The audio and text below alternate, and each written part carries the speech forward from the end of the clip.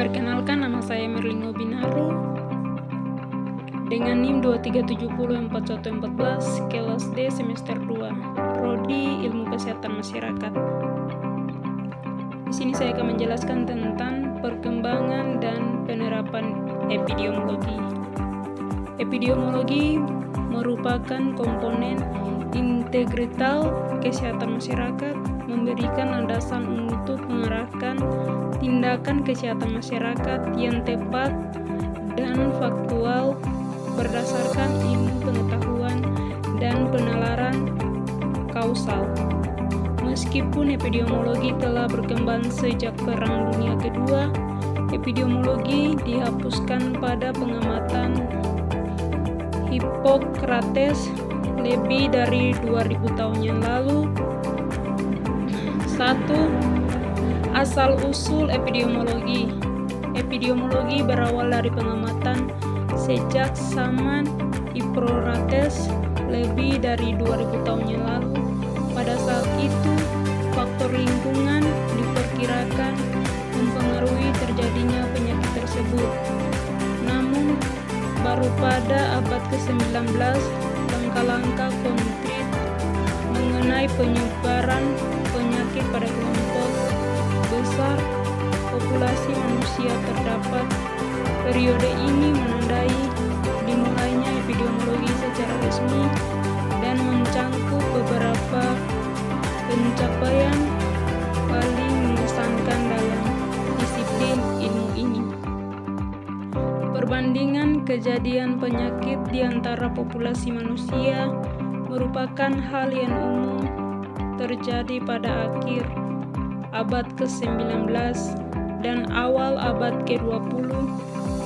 Pendapatan ini awalnya diterapkan pada pengendalian penyakit menular dan juga telah terbukti menjadi metode yang efektif untuk mengkarakterisasi hubungan antara kondisi atau agen lingkungan dengan penyakit tertentu. Tidak hanya berhenti pada penyakit menular, epidemiologi telah diterapkan pada penyakit tidak menular kronis seperti penyakit jantung kanker. 2. Evolusi epidemiologi dasar. Sekitar 400 Masehi, Hippocrates berusaha menjelaskan terjadinya penyakit dari sudut pandang rasional dibandingkan sudut pandang supranatural. Dalam salah satu esainya, kelompok Hippocrates mengusulkan bahwa faktor lingkungan dan tuan rumah seperti perilaku dapat mempengaruhi perkembangan penyakit. 1662,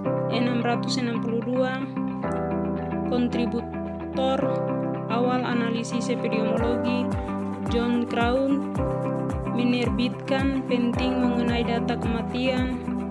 Hal ini adalah pertama kalinya dalam sejarah untuk mengukur pola kelahiran, kematian, dan penyakit dengan memperhatikan kemiripan antara laki-laki dan perempuan, perbedaan etnis dari daerah, pedesaan, dan variasi musiman. 1800, William Farr melanjutkan karya Granut dengan mengumpulkan dan menganalisis statistik kematian di Inggris secara sistematis. William Farr dianggap sebagai bapak statistik dan pengawasan vital modern yang telah mengembangkan banyak praktik dasar yang digunakan saat ini dalam statistik vital dan klasifikasi penyakit. Dia mengumpulkan statistik penting, mengumpulkan dan mengevaluasinya dan melaporkannya kepada otoritas kesehatan yang bertanggung jawab, dan masyarakat. 1854, 20 tahun sebelum mikroskop dikembangkan. Penerapan ilmu epidemiologi dilakukan melalui investigasi terhadap suatu kejadian yang berkaitan dengan kesehatan, misalnya wabah penyakit. Investigasi ini umumnya dilakukan di berbagai lingkup masyarakat, mulai dari lingkup